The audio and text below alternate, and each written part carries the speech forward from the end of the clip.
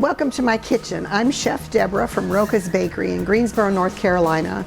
You can visit us at rocasbakery.com on Facebook or Instagram, and visit us at the Piedmont Triad Farmers Market in Greensboro, North Carolina on Saturdays and Sundays from 7:30 to 4 p.m. Every weekend. Today we're going to be making a beautiful little French butter cookie called a Madeleine. And we have a special Madeleine form for these cookies, and I'm sure you've seen them in the coffee shops. Some of the large coffee chains sell them prepackaged. You're probably not going to see the chocolate that we're making today because most people make a vanilla or a lemon, but we're going to do chocolate and lemon with lavender leaves today. So we've already buttered with melted butter, brushed the forms, and we put them in the refrigerator so that the butter hardens, so that when it melts and baking the batter, it helps so that the cookies don't stick and you get a real buttery flavor on the outside of the cookie.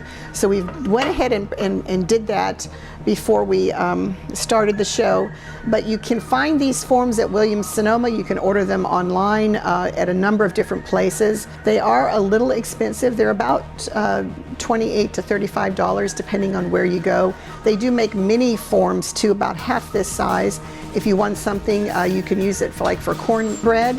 You don't necessarily have to make a cookie out of it. So they're a nice little pan to have in your kitchen pan repertoire.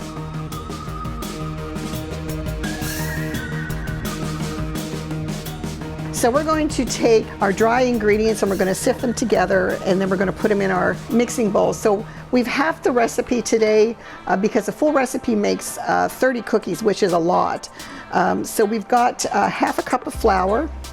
We've got a pinch of salt. A pinch is like 1/8 of a teaspoon, so in case anybody wants to know. We've got a half a teaspoon of baking powder. And then we've got a tablespoon of good quality cocoa.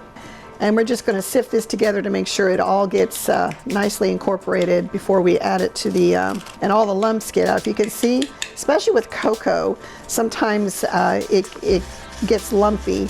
So we want to be sure that we push all those lumps out of the way so they don't get in our cookie batter, because oftentimes the lumps don't get mixed up well, and you'll get a lump of cocoa and you don't want to bite into that bitterness when you're making your cookie. So we're going to go ahead and dump this into our mixer bowl. Get this out of the way here. And then we're going to take 1 tablespoon of good quality honey, a clover honey. You don't want to use a real dark honey for this. You want something lighter like a clover, or an orange blossom would be nice since we are adding oranges to this. I'm from Florida, so born and raised, so we had a lot of oranges there. And we do have, let me get my recipe here to make sure, we have a 1/4 cup of sugar we're going to mix up in here. We've got a good tablespoon of orange zest. We're going to mix up in here. We have 1 egg. And it looks like about a tablespoon of orange juice. And so we're going to just take our whisk and we're going to mix this up together. Let me add our vanilla too, but half a teaspoon of vanilla. So this is all incorporated well before we add it to our dry ingredients. We have 4 tablespoons of melted butter that we're going to add to the batter after we mix the dry and these wet ingredients together. We're going to add that separately. We'll put this on low speed and we'll just go ahead and add it and let it mix up. Oh, you can smell the orange. It smells so good with that honey. Really, I love orange and chocolate together. It's a great smell. Then we're just going to head and we're going to drizzle the melted butter in just down the sides of the bowl. We don't want to dump it all in at once. And we're going to stop and let it incorporate a little bit. Otherwise it just beats the batter too long and it activates too much of the gluten in the flour, and the cookies can be tough, and we don't want that. So we're just going to slowly add it.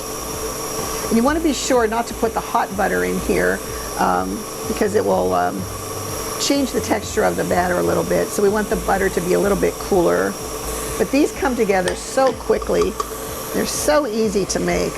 And I like to finish my cookies off by hand so I can make sure that it's the right consistency. And make sure that we get everything mixed up together.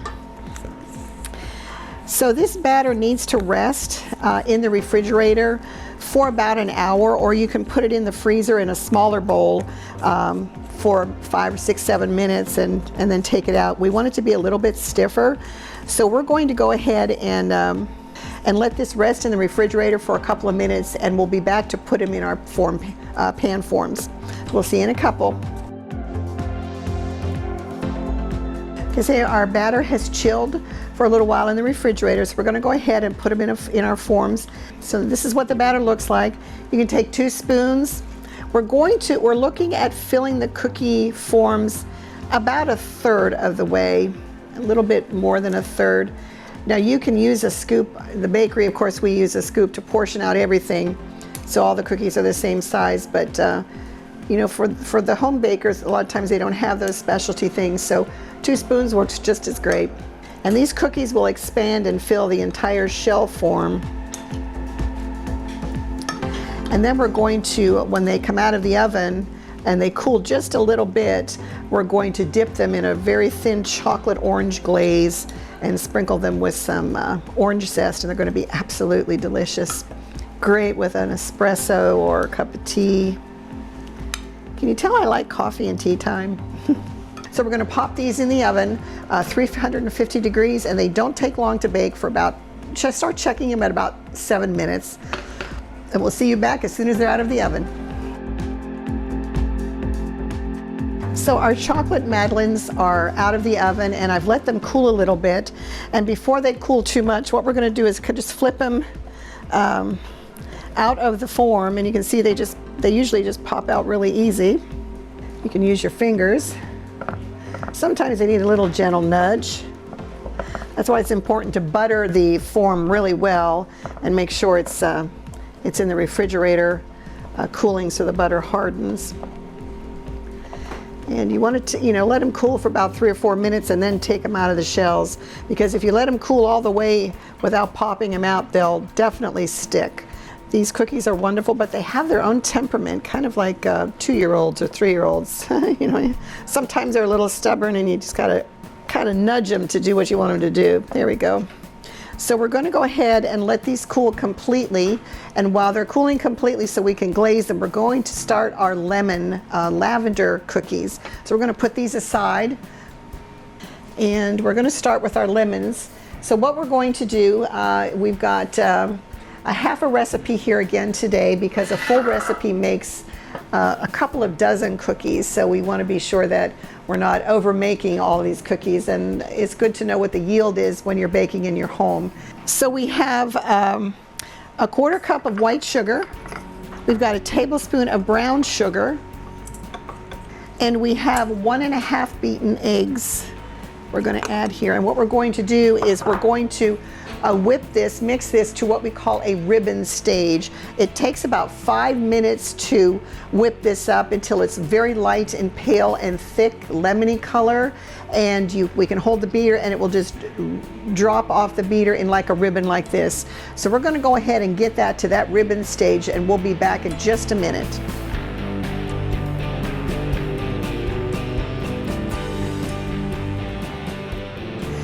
So our sugar and egg mixture is at the ribbon stage, and let me show you what it looks like so that you see it's very light in color and it just falls off in ribbons off of the beater. And it's about quadrupled in volume, so it's going to be, we've beaten a lot of air into this. And you want to use the paddle attachment, we do not want to use the whip. The whip will aerate it too much, and then your cookies will have all kinds of little tunneling holes in them, so we don't want that. So we're going to just set that aside. And what we're going to do, we've got a ½ cup of flour and a 1/4 cup of baking powder and a pinch of salt. And we're going to stir that up a little, mix it up. And we're going to just add a little bit of the flour on top of this egg mixture, and then we're going to fold it in. I'm just going to stir it and fold it in like this. So these cookies are very light. We're just going to continue to add the rest of the flour until it's all incorporated. And we're not folding egg whites into this, so you don't have to be as careful. You can be a little bit rougher and move a little bit quicker. than when you would fold egg whites into something, because egg whites deflate a lot easier than the butter and sugar do. So we're just going to continue folding this until it's all incorporated. And then I'm going to put a wet towel on the counter here so I can do this myself and pour the butter into this pan or into this bowl and continue to mix it up. So we're going to just drizzle a little bit in at a time, and then we're going to mix it in. So we do this for a reason. We want the fat of the butter, the liquid, to incorporate easily into the flour sugar mixture without overpowering it. If we dumped all of this butter in at once, it would be a greasy mess, and it wouldn't look like this. Again, these cookies aren't hard to do, they just take a little bit of time. It seems like anything French takes a little bit of time, and that's okay, because technique is really where the success of your baked product, especially some of these products, is where you're going to have your success. So if you follow the technique and you follow the recipe, you won't have any problem, and before long you'll be able to do this without even hardly looking at the recipe. Once you learn the technique of the folding and drizzling in the butter little at a time, it's just as easy as pie. So we're done, and our batter is done. So this goes into the cooler like the chocolates did, for about an hour. It's a little bit thinner than the chocolates, so we want it to firm up a little bit so that we can scoop it out. So we'll put this in the refrigerator, and we'll be back in just a little bit to scoop it into our forms. So we're back with our lemon madeleines, and we're going to go ahead and put them in the pan molds, so you can see how thick the batter got once it got refrigerated well. So that's what we're looking for. So we're going to go ahead, just like we did with the chocolate, and we're going to put the lemon batter into these molds real quick and get them in the oven, and they just bake so fast, like I said, in about 8 minutes. You don't have to bake them long at all. After we get these in the oven, we're going to go ahead and glaze the chocolate and decorate them so that you can see what the finished product looks like.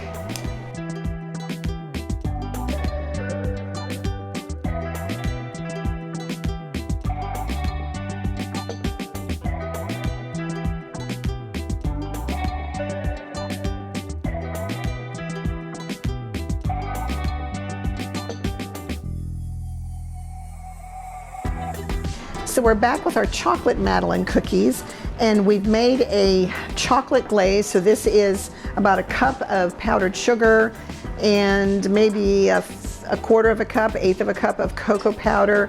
Just depends on how chocolatey you want it. And then we did, because these are orange chocolate, we did use about 2 tablespoons of fresh squeezed orange juice. If you don't have oranges, you can certainly use about a quarter teaspoon of orange extract. And then mix it together so that it's the consistency is about like this. We want it pretty thin because we want it to run off the cookies so that it's not a heavy glaze. We're not looking for a heavy glaze. Now, if you don't want to glaze these cookies, you just want to dust them with a little bit of cocoa powder or a little bit of powdered sugar cocoa mix. You can certainly do that, or you can make a chocolate ganache and do a drizzle on them. It's whatever your cookie, you can decorate it however, but because I like to do a nice solid glaze, so I just dip the cookies actually, scrape off the excess, and then just keep dipping. And you might have to rock them backwards and forwards a little bit, and then shake the glaze off. And it makes a nice sheen to the cookie, and then you let the cookie dry for several minutes so the glaze hardens a little bit, and then you'll be able to stack them on a tray or shingle them, on a tray for service, whatever you want to do. Now, if you don't like getting your fingers into the chocolate glaze, you can take your tablespoon and you can spoon it over, but just make sure you do it in like a ribbon so that it completely covers the cookie like that. I know I have a girlfriend who doesn't like to get her fingers in the food, and so she likes to use a utensil to do stuff like this, but since I like to get my hands in the product, and nothing like being able to feel it. So we just go ahead and just keep glazing the cookies. And like I said, it goes really quick. Doesn't take a long time at all to do. You just move the cookie back and forth. When they're completely cooled, they're not fragile. They're like almost like a little sponge cake. And I do have some grated orange zest we're going to put on the top of the cookies for a real nice splash of color. And that pop of the flavor of the orange on this chocolate is just amazing. You can use some candied orange peel on here if you want. You're not looking to cover it with orange. You just want to give a little bit of it so that when it hits your tongue and the roof of your mouth, you get the bitterness from the chocolate, you get this orange zest flavor from the fruit, then you get that delicious chocolate sponge in your mouth, and it's really an explosion of flavors in your mouth, and it's really a delightful experience. And again, this is really great with a cup of espresso. So that is our chocolate orange Madeleine cookies, all done and ready to be plated. And the lemon Madeleines are in the oven baking, and as soon as they're done, we're going to go ahead and glaze them and top them with fresh lavender flowers. We'll see you back in a few minutes. So our lemon Madeleines are out of the oven. We've popped them out of the forms, and we're going to glaze them, and we have our standard glaze, as thin like the chocolate was, with our powdered sugar. I did use some limoncello. For the lemon, if you don't want the limoncello, you can go ahead and use fresh lemon juice or lemon extract, a little bit at a time, because a little goes a long way with the lemon, and then make it nice and creamy. So we're going to go ahead and dip the same way that we did the chocolates. Now, if you don't want to use lavender, food grade lavender, that is absolutely fine. Yesterday was the first day of spring, and I felt that, maybe it was nice to do something kind of springy. Easter's on the way, and it'd be nice to have something that reminded us that spring is here. So we're going to do some lavender leaves, little lavender petals. So you do want to let this harden or dry completely. If you want to do it quickly, you can certainly stick the tray in the refrigerator on the shelf for about 5 minutes is all it would take. Nice way to share your love for baking with people that you care about. Now, where to find food grade lavender? That's a good question. I was thinking about that here as I'm dipping. I get it from my supplier, but you can go to a health food store. Whole Foods carries it. I don't know if Whole Foods in your area, if you have one, you can order it online. Your regular grocery store will probably not have lavender leaves. You don't want to go to the field and pick lavender and put them on your cookies, though, because you don't know what kind of pesticides might be on it, and you do want to purchase a food grade lavender, so it is a little bit different. I have a spice store in my community called Savory Spice, and I get a lot of my food grade spices and extracts from them, and you can order online from the Greensboro store, savoryspice.com. They do have stores all over the country. Before we got one in my town, I ordered from the one in Colorado, and they shipped it to me. So it's a good outlet for steak rubs. They have all kinds of great salts and things, so that's another outlet for you. So we're done with glazing, and let's go ahead and get some of our lavender leaves. And this is what they look like. I don't know if you can see this or not, but they're just tiny, tiny little petals. So we're just gonna, we don't need to, but just a couple on there, because the lavender is very, very potent. So we're gonna start down here, because I think the glaze is already starting to dry, and I don't know if they're gonna stick. So you do have to work quickly. Yeah, we'll get these. I think those are already drying.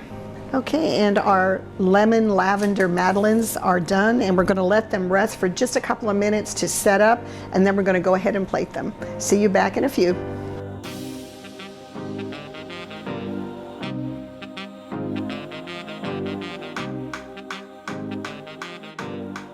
So our Madeleine cookies are done. The glazes have been set, and we put them on a beautiful oval platter.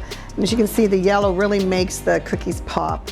So we've got our chocolate orange Madeleine and our lemon lavender Madeleines. This is Chef Deborah from Roca's Bakery in Greensboro, North Carolina, signing off for this episode. Please join us for our next episode. We're going to make red velvet cake and Roca's banana pudding and our double berry hand pies. So we're going to have some great fun in our next episodes. Until then, we bake your day better.